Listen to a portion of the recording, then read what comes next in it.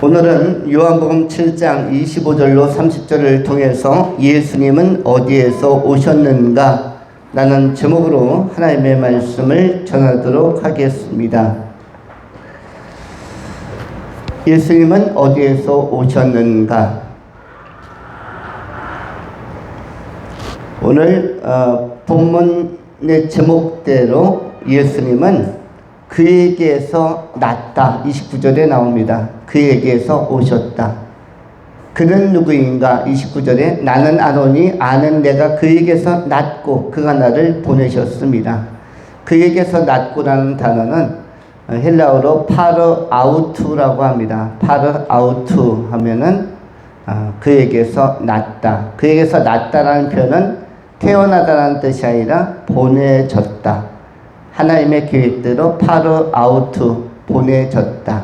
보내졌다라는 표현을 났다, 태어나다라고 표현하는 것입니다. 하나님 29절에 나오는 말씀, 그가 나를 보내셨다. 파르아우투, 보내셨다. 이것을 나다라고도 표현합니다. 하나님의 결정적 선물을 우리에게 보내셨습니다. 하나님의 결정적 선물을 보내셨는데 그 결정적 선물 파르아우트가 바로 누구다? 메시아 구원자 예수다. 나는 하나님께로부터 왔고 하나님 나라에서 왔다. 하나님 나라에서 왔다라고 자신을 소개한 분은 예수 그리스도 이외에는 전에도 없었고 현재도 없습니다. 파르아우트, 하나님께로부터 오신 분, 하나님의 나라에서 오신 분. 이 땅에 왜 왔는가? 할 일이 있어서 왔다는 것입니다. 어떤 일이 할 일입니까? 당신을 구원하러, 나를 구원하러 오신 것이 파르아우트 하신 이 땅에 보내심을 받은 목적, 그것은 바로 나. 다른 사람 쳐다볼 것도 없이 나를 구원하러 오셨다. 이것이 하나님의 결정적 선물입니다. 이 본문 말씀을 세 가지로 쉽게 설명하도록 하겠습니다. 첫 번째, 기차. 가로치고 지하철에도 관계없습니다. 기차. 두 번째, 과수원. 과수원. 세 번째, 저수지.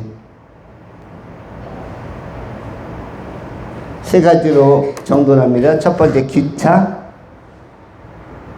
두 번째는 과수원. 세 번째는 저수지.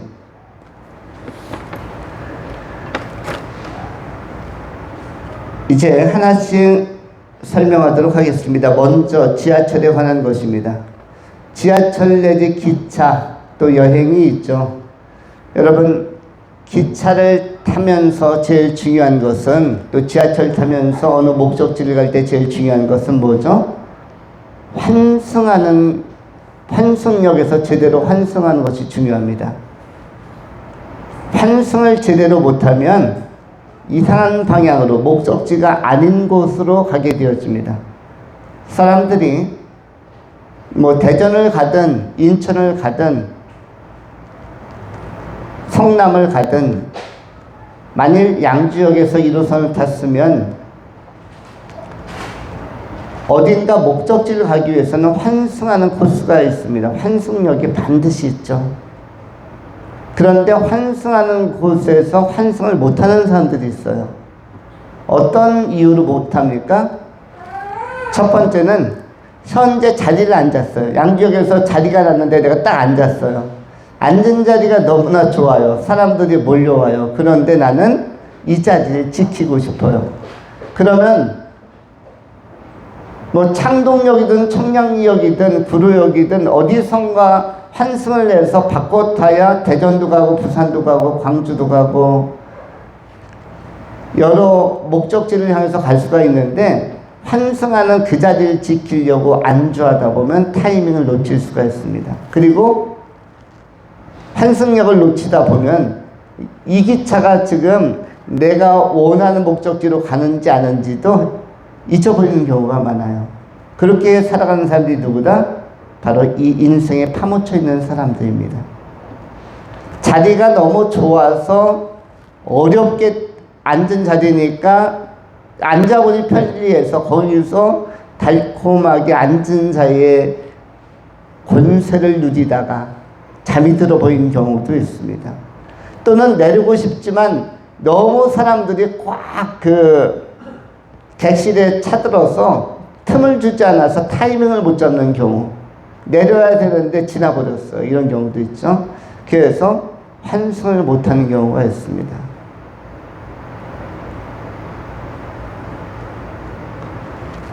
그런데 경전책이라고 생각한다면, 또는 어떤 구간 안에 1호선에 타고 있는 승객이라고 생각한다면, 환승역까지가 뭐냐면 첫 번째 인생이라고 하는 것입니다. 사람이 태어나서 70년, 80년, 강건해야 90년 살 수가 있고, 그리고 그 이상 사는 것은 덤의 여분의 은총인데, 우리가 이 세상을 떠나게 되는 시점은 반드시 옵니다. 보통 히브리서에서는 그런 표현이 있죠. 한 번 죽는 것은 정한 이치요. 그 이후에는 심판, 구원, 이런 심판이 있느니라, 이렇게 말씀하고 있는데, 한 번 정한 타이밍이 있습니다. 여기가 뭐다? 환승의 타이밍이에요. 다종교에서는 환생이라는 표현을 쓰기도 하죠. 불교라든지 윤회 사상을 수용하는 그 윤회 철학에서는 환생을 이야기하기도 합니다. 그러나 성경적 맥락에서 환생은 없지만 환승은 있습니다. 이번 인생, 여러분이 가고 있는 첫 번째 주로 이곳은 뭐다? 이번 인생은 환승역까지의 첫 코스입니다. 그런데 환승역에서 갈아타지 않으면, 거기서 끝나게 되어지면 영원히 하나님 나라에 들어갈 수 없는 것입니다. 여러분들은 지금 어떠한 여행객이냐면 환승역에서 갈아탈 준비를 제대로 하고 있는 사람들입니다. 예수 믿는 사람들은 천국행 열차를 인생이 끝나는 시점에서, 인생이 끝나는 시점이 뭐죠? 천국행 열차, 이른바 은하철도 999처럼 조금은 지상적 열차와 다른 환승 열차를 갈아타는 시점을 세상이 떠났다라고 하는 시점인데, 바로 갈아탈 수 있는 사람들은 자격 있는 사람들입니다. 첫 번째는 깨어있는 사람들, 그리고 철이 든 사람들이에요. 인생을 파악하는 사람들입니다. 인생이라는 것은 유한하고 주어진 시점이 있고, 80이든 90이든 100이든 120이든 어떤 타이밍 시점이 있고, 그 유한성을 전제로 해서 거기까지 주어진 시간이 첫 번째 코스이다.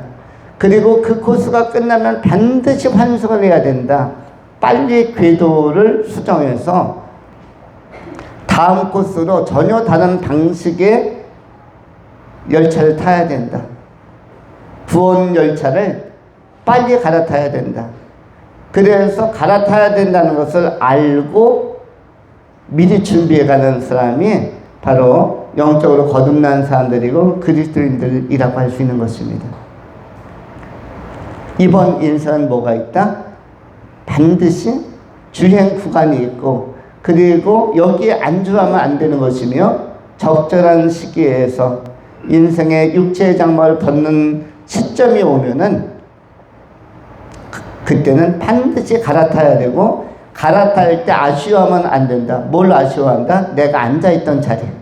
그 자리에 연연하면 안 됩니다. 그 자리가 어떤 자리입니까? 인생에서 내가 쌓아놓은 업적이 있는 자리, 성취가 있는 자리, 또 익숙함이 있는 자리, 내가 모아놓은 것이 있는 자리, 내가 칭송을 받던 그 자리. 그 자리가 뭐냐면 첫 번째 경전철을 타던 1호선을 탔던 첫째 구간이에요. 그 인생 안에서 앉았던 자리에 달콤한 맛에 너무 도취 되었지만 안 된다는 것입니다. 그래서 하나님께서는 적절하게 우리가 청직이라는 사실을 깨닫게 하는 훈련을 시키기도 합니다. 첫 번째 자리는 하나님께서 우리에게 주신 청지기에게 잠깐 맡겨준 자리요. 또 첫 번째 우리에게 첫 번째 여행에 있어서의 선물이라고 할 수가 있습니다.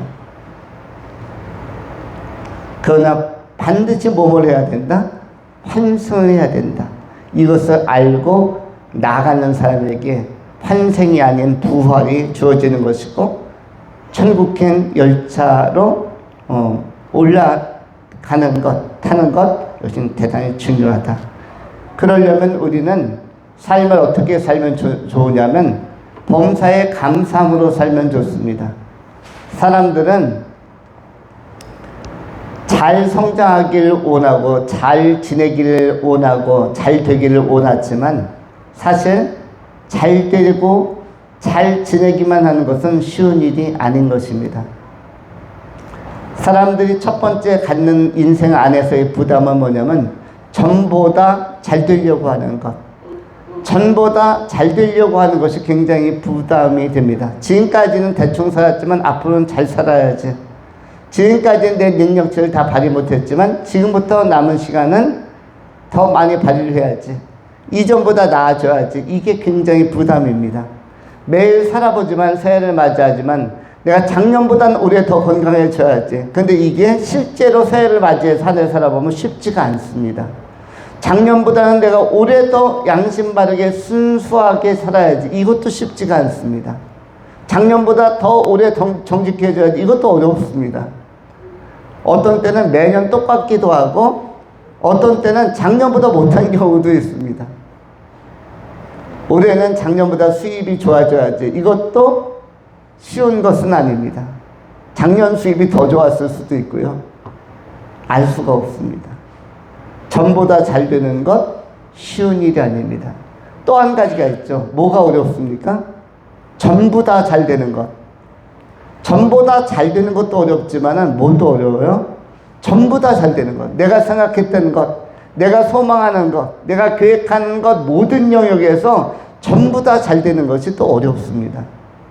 전보다 이전보다 잘 되는 것도 어렵지만 신앙생활도 그렇습니다. 이전보다 더 열정 가지고 신앙생활 하는 것도 사실 쉬울 것 같지만 어렵습니다.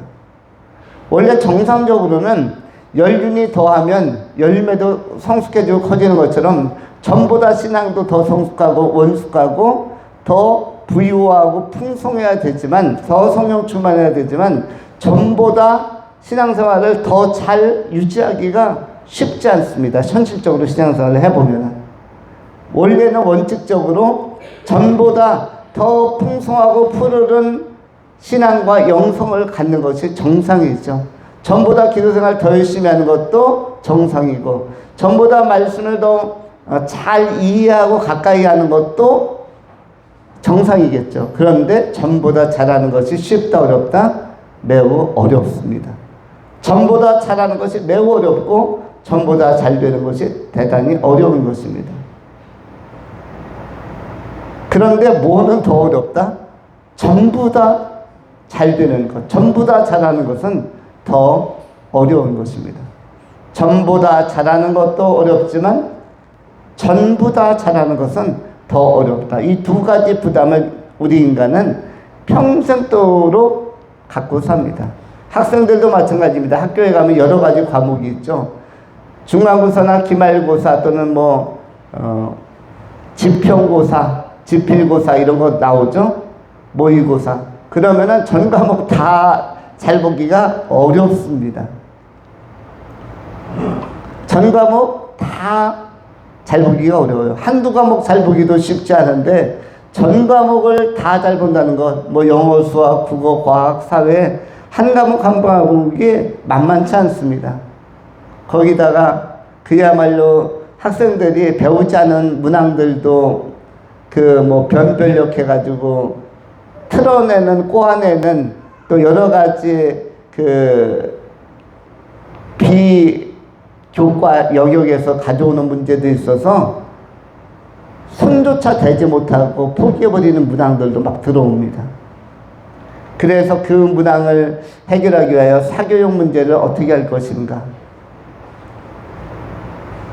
우리 의정부 양주 쪽에서 학생을 초등학교에서 대학교 아니 고등학교까지 졸업시키는데 사교육비가 한 적절하게 한 3, 4천만 원 든다면 서울에서 학생들을 초등학교에서부터 고등학교까지 공부시키는 데 드는 사교육비는 거의 1억 정도 들고요. 강남 지역에서 초등학교에서부터 고등학교 졸업할 때까지 드리는 사교육비는 한 2억 가까이 듭니다. 실제로 해보니까 저희 교회에서도 강남에서 고등학교 마친 학생 한 명 있었죠. 이제 다음 주나 그 다음 주쯤에 병장 달고 휴가 나올 조아람 분이 강남 자사고 출신의 학생이에요. 그런데 여러분들이 상상하기 어려운 정도의 사교육비가 실제적으로 들었습니다. 그 사교육비면은 이 백석에서는 빌라나 아파트는 한 채 샀을 거라고 예상이 듭니다. 저렴하게 소소하게 사교육을 시켰음에도 불구하고. 그런데 정말로 진하게 사교육을 시키는 분들은요, 그 이상으로 아마 이 지역의 아파트 2채 정도 살 정도를 아마 투자하면서 아이들에게 전력 투구를 다 합니다. 전 과목을 다 붙여버리면, 전 과목을 사교육을 다 시키면 엄청 진하고 강렬하게 거기에 그 투자가 되어집니다. 그 비용이 만만치 않습니다. 그래서 그 문제를 교육부 차원에서 어떻게 조정할 것인가. 학교에서 공부 선생님들이 가르치는 것만 잘 수강하고 잘 듣고도 진학을 할 수 있다면, 대학 문제도 풀 수 있다면 얼마나 좋을까. 이런 것들을 많이 고민하게 되어집니다. 부모님들은 이전보다 더 경제생활 잘하기가 쉽지 않다고 하는데, 시스템적으로 구조적으로 뭔가 변경이 필요한 시국이 된 것은 아닐까. 옛날에 제가 공부할 때도 그런 이야기가 많았습니다. 전국에서 학력고사나 수능이나 대학 입시에 수석하는 사람들은 인터뷰할 때 항상 뭐라고 인터뷰를 하죠? 저는 어떻게 공부했다고 그러죠? 교과서 중심으로 공부했습니다. 저는 이게 진짜 멋있는 말이라고 생각합니다. 교과서 중심으로. 그런데 나중에 알고 봤더니 이게 교과서 중심으로 공부한 거지 교과서만 공부한 게 아니더라고요. 저는 그걸 어떻게 받아들였냐면, 교과서만 공부해도 이렇게 좋은 성적이 나오고 만점도 나올 수 있구나. 그래서 제가 성적이 잘 안 나왔을 때는, 내가 저 수석한 사람과 차이는 뭐다? 나는 교과서만 공부하지 않았나 보다. 교과서를 그래서 저는 매우 중요시하고, 요즘 초등학생, 중학생, 고등학생들도 교과서를 봐라. 가끔 이렇게 이야기할 때가 있습니다. 그런데 그 말을 잘 분석해 보니까 교과서 중심으로 공부한 거지, 중심이라는 것은 중심 밖에 있는 여러 가지 참고 교재가 있었다는 뜻을 의미하죠. 그런데 거기는 되게 어려운 그 응용 문제들이 많이 담겨 있고 참고 자료가 많은 것인데, 결국은 학생들에게 전부 다 전 과목을 공부를 다 잘하는 것은 대단히 어려운 것이고, 이게 학생들의 입장에서는 쉽지가 않겠다라는 생각이 듭니다. 그렇다면 어떻게 하면 좋을까? 자기가 좋아하는 과목이라도 잘하면 되는 것입니다. 자기가 좋아하는 과목, 내가 국어 좋아하면 국어 잘하면 되겠고, 사회 좋아하면 사회 잘하면 좋겠고, 또 영어 잘하면 영어 좋아하면 영어 잘하면 좋겠고, 수학을 잘하면 수학을 좋아하면 또 수학 잘하면 되겠고, 과학 좋아하면 과학 잘하면 좋겠고, 또 예체능 음악 좋아하면 음악 잘하면 좋겠고, 이런 형태로 자기가 좋아하는 분야만큼은 잘하면 되겠고, 또 뭐 그 이외에 한두 가지 더 잘하면 좋겠고, 이런 마음 가지고 감사한 마음으로 학업에 임해야만 아마 즐거운 학창시절이 되지 않을까 생각이 되어집니다. 한두 과목 잘하기도 어려운데 전부 다 잘하려고 하니까 굉장히 어려운 거죠. 또 학부모님들은 어떤 또 스트레스를 줍니까? 야, 너 성적이 왜 이래? 등위가 왜 이래? 이건 뭐죠? 한두 과목은 진짜 잘했는데 전부 다 잘해야 그 등위는 올라가죠. 그럴 때 학생들 입장에서 뭐라고 얘기하면 됩니까? 저 이 과목 보세요. 이 과목은 거의 만점 가까이 나왔어요. 라고 하면 되는 것입니다. 인생도 마찬가지입니다. 우리가 대인관계든 사업이든 모든 문제에서 모든 사람과 대인관계가 다 좋을 수는 없습니다. 100이면 100, 1000이면 1000, 만이면 만에게 다 최고의 관계를 맺고 싶지만 그렇게 안 될 때가 있어요. 어떤 때는 가장 좋은 관계여야 되는데 가장 안 좋은 관계로 변질되는 경우도 있고요. 인생은 쉽지가 않죠. 전부 다 잘하기는 쉽지가 않습니다. 내가 마음먹은 사업 전부 다 잘하기가 쉽지가 않아요. 전부 다 잘하기도 쉽지 않고 뭐뭐 하는 것도 어렵다. 전부 다 잘하는 것도 어렵다. 그것이 뭐다? 인생이고 그렇기 때문에 뭐뭐 하는 것이 필요합니까? 감사하는 마음으로 한두 가지만 잘해도, 한두 가지만 잘했어도, 한두 가지만 잘 풀렸어도 감사하는 마음으로 살아가면 되는 것입니다. 한두 가지 안에서 행복을 찾는 것, 한두 가지는 그래도 마음에 요것은 너무 고맙다. 이것만큼은 너무나 괜찮다.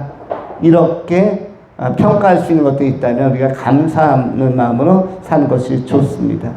특별히 그리스도 예수 안에서 한두 가지만 잘 되었어도, 그리고 이전만큼은 못해도 그래도 내가 아직도 여러 가지를 유지하고 있다면, 뭔가를 하고 있고 유지하고 있다면, 뭔가 목적한 것이 있고 소망도 있다면 이것 또한 감사하는 자세를 가져야 할 것입니다. 이것이 무엇에 어떤 상황에서의 자세냐면 바로 환승하기 전에 인생이라는 첫 번째 열차를 탔을 때의 자세라는 것입니다. 그리고 우리는 여기에 안주하지 않고 여기에서 결과물이 나와도 안주하지 말고 우리는 두 번째 환승하는 열차, 구원 열차를 꼭 갈아타야 된다. 타이밍이 되면 예수 믿고 적절한 시기에 육체의 장막을 벗고 나면 부활체를 덧입는 변화, 그것이 바로 환승이겠죠.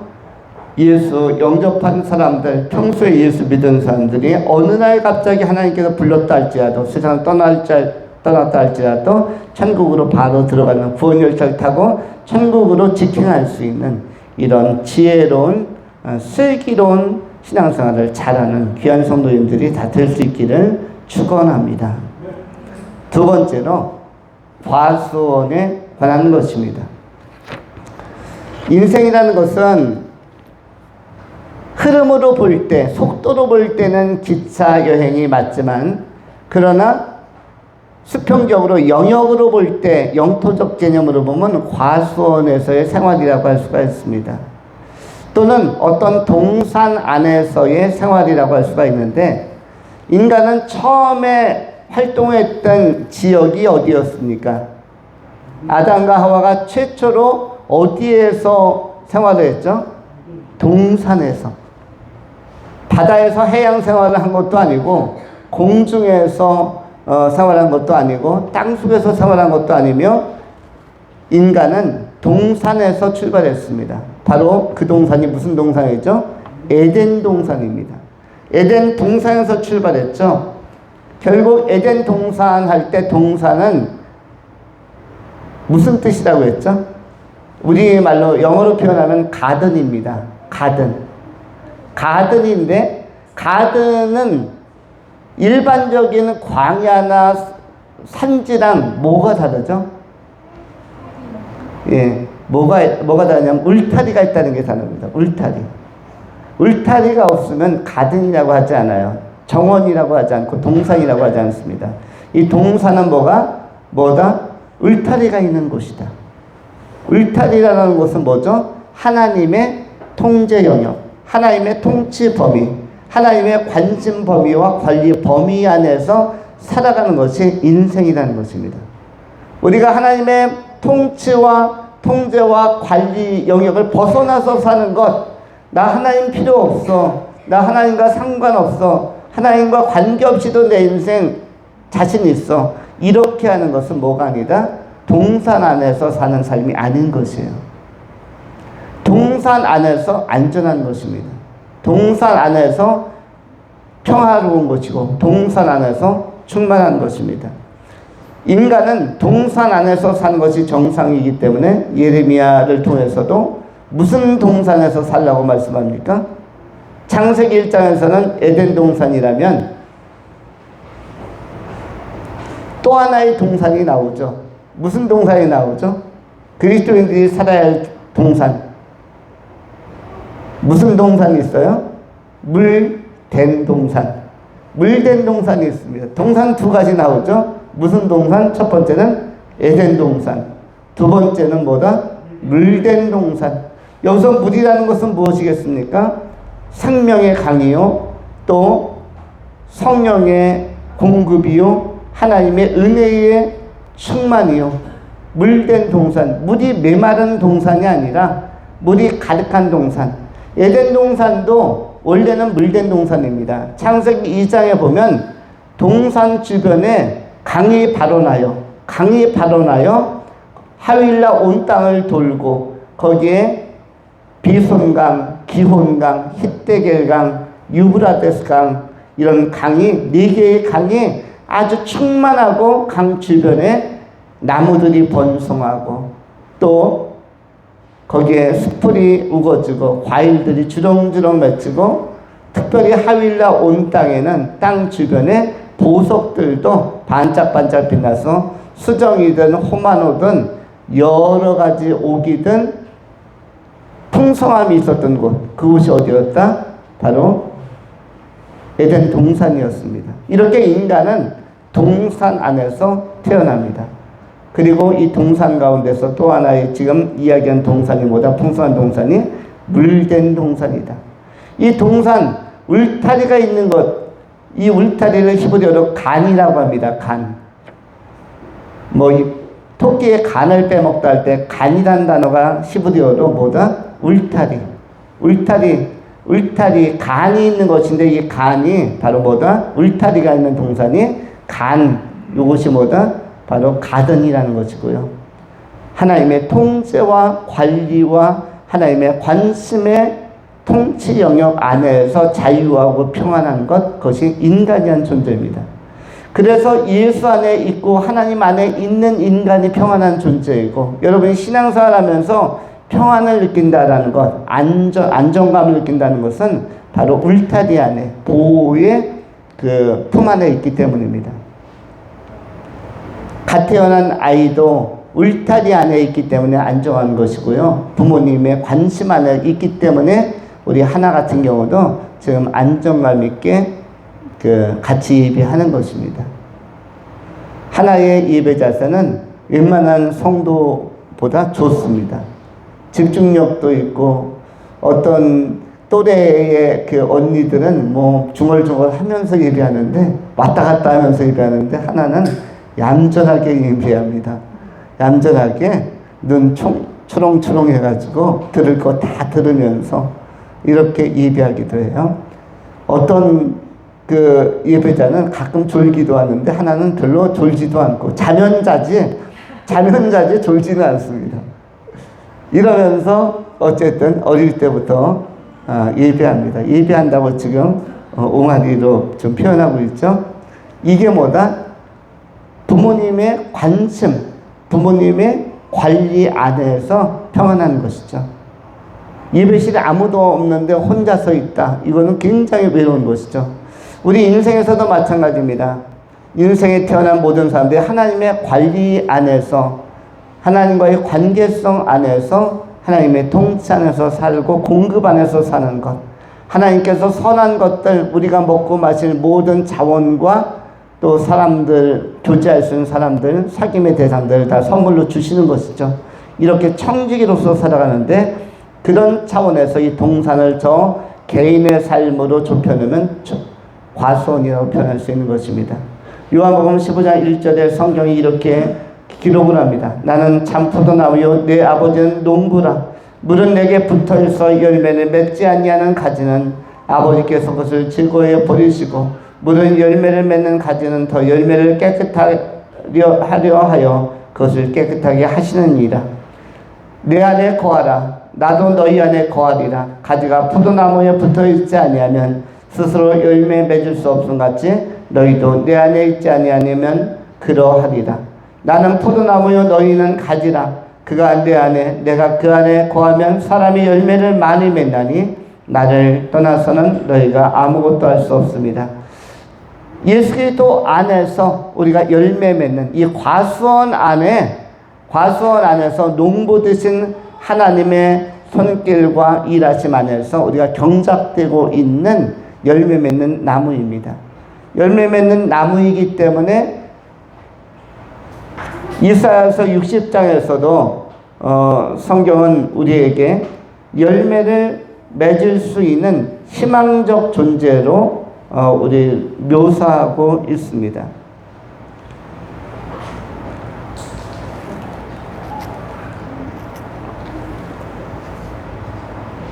우리에게 그 하나님을 찬송할 수 있는 나무로서 하나님을 영원히 높일 수 있는 그런 존재로서 우리의 성도들은 나무에 비유합니다. 때로는 시냇가에 심긴 나무로 표현하고 있습니다.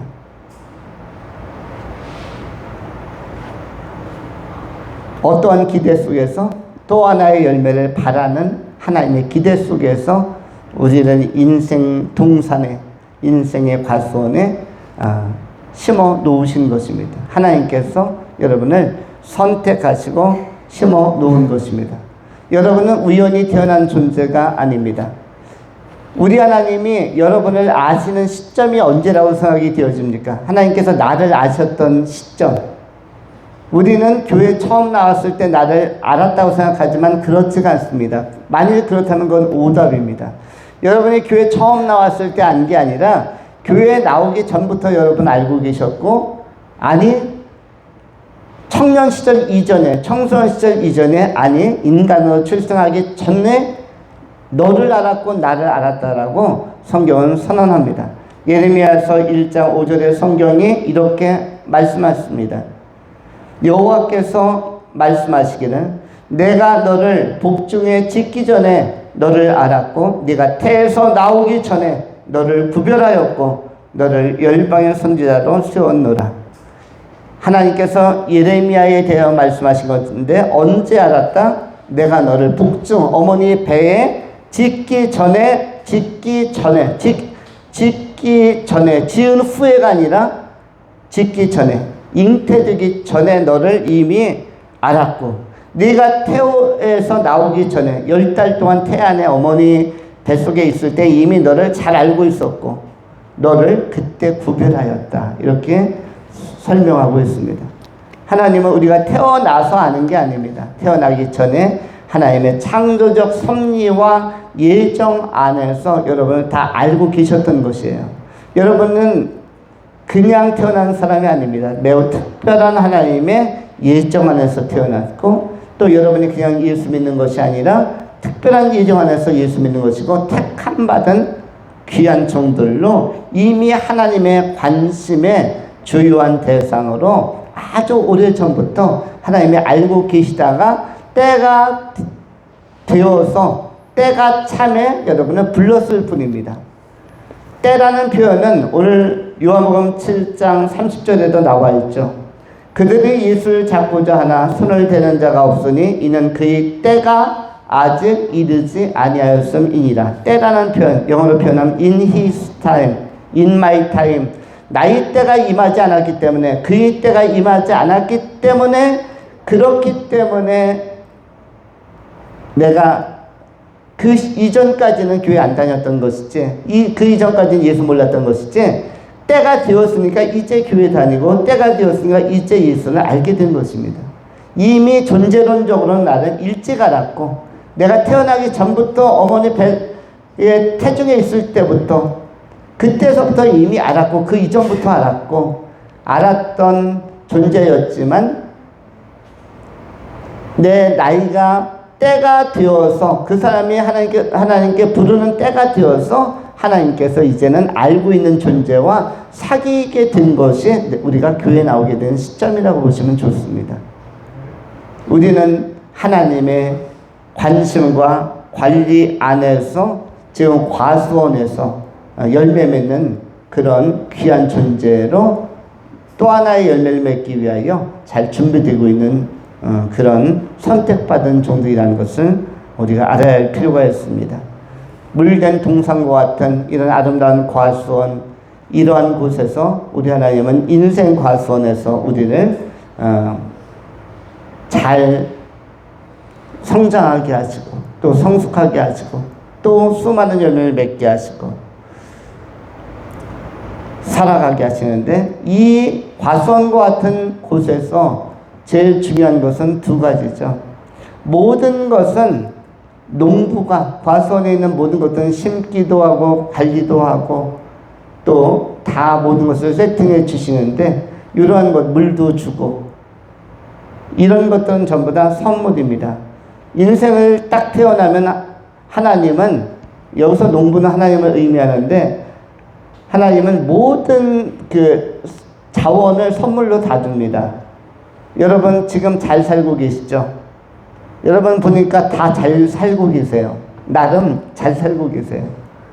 재능으로 잘 살든 아니면 주변 가족이 좋아서 잘 살든, 내 직장이나 직업이 좋아서 잘 살든, 내 부모님이 좋아서 잘 살든, 친구가 좋아서 잘 살든, 내 자녀들이 잘 돼서 잘 살든, 어쨌든 지금 다 잘 살고 있습니다. 이런 것들이 전부 다 뭐다? 선물이라는 것이에요. 사실 누가 준 거냐면 관계든 일터이든 재능이든 은사든 이 모든 만남이든 이것은 전부 다 하나님이 주신 선물입니다. 하나님께서 이것을 다 우리에게 선물로 주신 것입니다. 우리가 서로 만난 것도 저는 여러분에게 하나님께서 선물로 보낸 것이고요, 여러분은 저에게 또 선물로 보내주신 분들입니다. 우리는 전부 다 상호 선물이라는 관계 안에서 살고 있어요. 그 사람에게 있는 다양한 기능들, 또 은사들, 역할들, 이 할 수 있는 모든 그 잠재력들, 이것이 전부 다 하나님께서 주신 선물인 것입니다. 이것을 우리가 잘 활용하면서 인생을 살아가는데, 특별히 하나님은 가장 강조하는 것이 관계입니다. 여러분들도 관계성, 관계, 상관성이라는 단어를 기억할 필요가 있습니다. 관계는 두 가지가 있죠. 관계를 통해서 하나는 생활에 관한 것이 공급이 되고, 특별히 무슨 관계를 통해서? 수평적 관계를 통해서. 수평적 관계를 통해서는 생활에 관한 것이 공급이 되고, 또 한 가지가 있죠. 수직적 관계. 수직적 관계를 통해서는 생명에 관한 것이 공급이 됩니다. 여러분들이 사회활동이라는 것도 전부 다 수평적 관계이죠. 사회활동이 뭐예요? 사회는 특성이 수평성입니다. 사회는 수평성을 가지고 모든 먹거리가 공급되어집니다. 다 수평적 관계라고 하는 것입니다. 대등하면서도 다양한 은사를 통해서, 수평적 관계는 생활의 문제를 해결하는 것이고, 수직적 관계는 뭐다? 생명의 문제, 구원의 문제, 영생의 문제, 아까 먼저 설명한 것에 의하면 환승의 문제, 구원 열쇠를 타는 문제는 생명에 관한 것인데, 이건 수직적 관계, 하나님과 나와의 위로부터 아래로 임하시는 하나님, 저 높은 곳에 계시는, 위에 계신 하나님이 낮은 이 땅에 있는 나에게 찾아오시는 수직적 관계는 생명에 관한 문제로, 수평적 문제는 먹거리와 생활에 관한 문제로, 또 우리의 삶이 단조롭지 않게, 외롭지 않게 하는 문제로 이 수평적 관계가 이렇게 형성이 되는 것입니다. 이러한 활동의 범주를 갖다 다 무엇이라고 하는 거죠? 과수원이라고 하는 것입니다. 교회도 이 과수원 안에 포함되는 것이고, 여러분의 가정도 과수원 안에 포함되는 것이고, 직장도 과수원 안에 포함되는 것이고, 여러분이 가끔 산책 나가는 공원이나 숲풀이나 이것 전부 다 여행지나 다 과수원 안에 포함되어 있는 그 내용이라고 보시면 좋습니다. 하나님께서 우리를 물된 동산처럼, 첫 인간 아담과 하와는 에덴 동산에서 출발시켰지만 물된 동산, 푸르른 과수원과 같은 열매 맺는 동산에, 지금 인생 동산에 보내주셨다. 이런 인생 동산 안에 교회도 있고, 직장도 있고, 가정도 있고, 여러분의 모든 활동의 문화 영역이 다 들어와 있다. 이렇게 기억하시면서 여러분의 삶 속에 임한 수평적 관계와 수직적 관계를 풍성히 누리실 수 있기를 축원합니다. 마지막 세 번째로 저수지에 관한 것입니다. 성경은 창세기가 물이라는 걸로 시작해서 요한계시록이 물로 끝납니다. 물로 시작해서 물로 끝났다. 에덴 동산 안에도 4개의 강이 있었고, 에덴 동산이 만들어지기 전에도 창세기 1장 또한 이 역사의 기원은 뭐로부터 출발합니까? 여러분 창세기 1장을 보시면 하늘에 달과 별이 만들어지기 전에, 지구가 만들어지기 전에 만물이 무엇에서 나왔어요? 흙이 만들어지기 전에 만물이 뭐에서 나왔습니까? 만물이 물에서 나왔어요. 창세기 1장 5절에 성경이 어떻게 기록을 하고 있습니까? 하나님이 이르시되 천하의 물이 한 곳으로 모이고, 이렇게 되어져 있습니다. 천하의 물이 한 곳으로 모이고 묻이 드러나니라 하시니 그대로 되리라. 하나님이 묻을 땅이라 부르시고 모인 물을 바다라 부르시니 하나님이 보시기에 좋았더라. 하나님께서 이렇게 천지 창조를 하실 때 창세기 1장 6절부터 하나님이 이르시되 물 가운데 궁창에서 물과 물로 나누리라 하시고, 하나님이 궁창을 만드사 궁창 아래의 물과 궁창 위의 물로 나누게 하시니 그대로 되니라. 궁창 아래의 물과 궁창 위의 물, 이게 천지창조 첫날에 이루어진 사건입니다. 최초의 근원 중의 근원은 다 뭐다? 물인 것이에요. 물입니다. 그래서 지구가 만들어지기 전에, 태양도 만들어지기 전에, 해와 달과 이런 별들이 만들어지기 전에 처음으로 있었던 존재는 뭐다? 흙이 만들어지기 전에 최초의 존재는 물이에요. 어디에 나와 있다고요? 창세기 1장 5절, 6절부터 막 그 선언되고 있는 것입니다. 6절에 뭐가 나왔다고 그랬죠? 하나님이 이르시되 물 가운데 궁창이 있어 물과 물로 나뉘라 하시고, 물과 물로 나뉘라 하시고. 우리가 그리스도인이니까 세상 사람들의 질문에 대해서 하나는 명료하게 대답해 줄 수 있어야죠. 이 세상의 최초의 진료는 무엇인가? 이 세상은 뭐로부터 시작을 했는가? 뭐라고 대답하면 됩니까? 물이다. 여러분에게 하나의 말씀을 찾게 하고 오늘 말씀을 맺겠습니다. 성경 베드로 전서 5장, 성경 좀 뒤쪽으로 가서 한 절만 찾고 말씀을 오늘 맺도록 하겠습니다.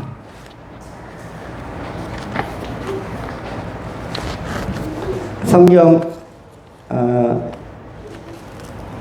맨 뒤쪽으로 가서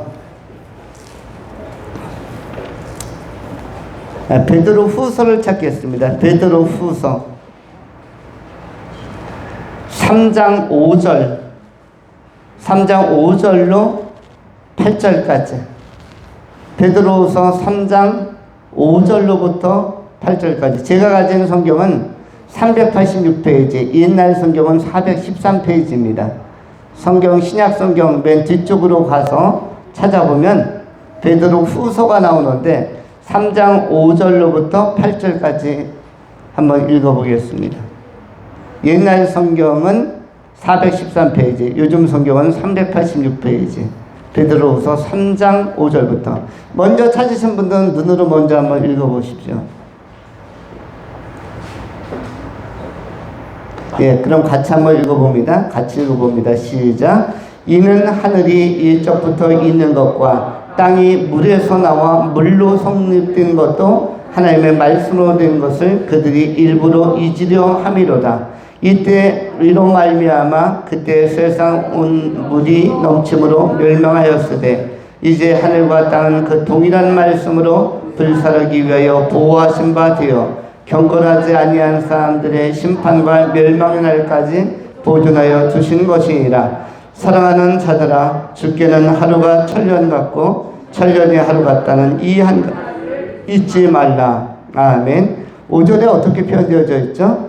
이는 하늘이 이쪽부터 있는 것과 그 다음에 땅이 어디에서 나왔어요? 땅이 물에서 나와 물로 성립된 것도 라고 표현되고 있죠.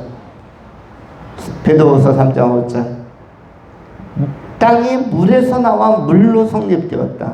그만큼 물이 굉장히 중요한 근원의 요소입니다. 그리고 요한계시록 22장 1절로 가면 다시 생명의 강이 나오죠. 하나님의 보좌 앞에 생명수의 강이 흐르고 생명의 강이 흐르고 천국 가면 그래서 뭐는 볼 수 있다? 생명의 강은 볼 수 있습니다. 그러면 하나 더 찾아볼까요? 성경 맨 마지막 장 요한계시록 22장 1절. 요한계시록 22장 1절. 성경의 맨 마지막 페이지입니다.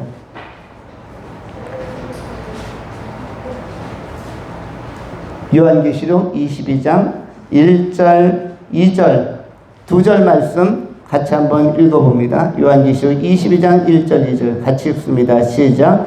또 그가 수정같이 맑은 생명수의 강을 내게 보이니 하나님과 및 어린 양의 보좌로부터 나와서 길 가운데로 흐르더라. 강 좌우에 생명나무가 있어 12가지 열매를 맺되 달마다 그 열매를 맺고 그 나무 잎사귀들은 만국을 치료하기 위하여 있더라. 아멘.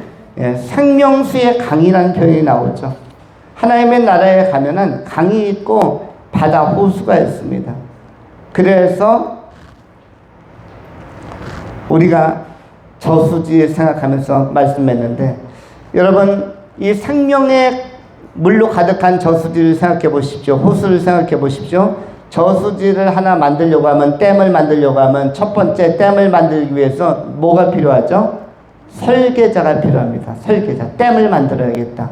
소양댐이든 소양호수든 청평댐이든 댐을 만들어야겠다. 충주호, 충주댐이든 그것을 뭐뭐 하는 사람이 필요합니까? 설계자. 두 번째는 댐에 물을 막고 공사를 하려면 물길을 내고 발전시설을 이루려면 두 번째 거기에 뭐가 필요하냐면 시공자가 필요합니다. 시공자. 어느 쪽은 공원으로 만들고 어떤 쪽은 물길로 만들고 어떤 쪽은 전기를 생산하는 쪽으로 만들고 이것이 시공자. 그 다음에 다 완성이 됐어요. 설계 회사에서 나와서 대형 설계를 했고 그리고 두 번째는 시공회사에서 건설회사에 들어가서 건설을 완료했으면 세 번째 물을 담아놓죠. 호수처럼. 그래서 소양댐이든 뭐든 물이 푸르르게 충주댐이든 호수가 형성이 되면 보트도 탈 수 있는 것이 형성되면은 그 다음에 마지막으로 필요한 것이 누구냐면 관리자가 필요하죠. 그래서 댐 하나가 저수지 하나가 제대로 만들어지려면 세 가지의 전문가들이 투입이 되어야 됩니다. 첫 번째는 뭐다? 설계자. 두 번째는 시공자. 세 번째는 관리자. 그리고 홍중이나 이런 데 어둔 이런 데도 조그만 저수지가 있습니다만 오가면서 기산, 마장 저수지도 있고요. 여기도 처음에는 누가 있었을까요? 설계자가 있었던 거죠. 설계자. 어떻게 어떤 쪽으로 물길을 내고 설계자. 그 다음에 그 댐을 만드는 데 있어서 뚝을 쌓고 제방시설 이것을 관리시설을 만드는 데 있어서 시공자가 필요한 것이고요. 세 번째는 누구다? 현재 관리하는 관리자가 필요하다. 이것은 삼위일체 하나님의 사역인데 설계는 누가 하셨냐면 성부 하나님께서 여호와 하나님께서 성부 하나님을 설계하시고 그 다음에 온몸을 바쳐서 제방을 쌓은 시공자는 누구다? 시공자는 예수 그리스도. 십자가에서 구원의 이 길을 열어놓으시고 몸을 바쳐서 시공하신 분, 생명길을 열어주신 분이 바로 예수 그리스도시고 그리고 이것이 완성되었을 때 이 구원의 이 댐이 완성되었을 때 관리하시는 분이 누구시다? 성령 하나님이십니다. 그 성령께서 오늘 우리 가운데 임하셔서 우리의 구원을 관리하시고 우리 가운데 생명수의 강을 공급하는 것입니다. 이 영적 저수지의 원리 안에서 오늘날 교회사, 구원사, 그리고 이 수많은 사람들의 생명을 얻으면서 선교의 사역, 전도의 사역이 활발하게 이루어지고 있는 것입니다. 이것이 지구촌 전체의 생명을 이루는 영적 저수지의 원리라고 기억하시면 좋습니다. 예수님께서 하나님 나라로 오셔서 행하신 일들, 먼저 첫 번째 기차 환승, 꼭 인생 환승, 구원열차 환승 꼭 필요하다. 환승역 알고 가자. 인생이 언젠가 정지되는 시점이 있으면 그 다음에 환승해야 된다. 이거 기억하시고 과수원이라는 거 기억하시고 저수지 기억하시면서 살아가시는 귀한 성도님들이 다 될 수 있기를 축원합니다. 기도하겠습니다. 할렐루야. 자비하신 하나님 감사합니다. 오늘도 우리에게 삶의 의미들과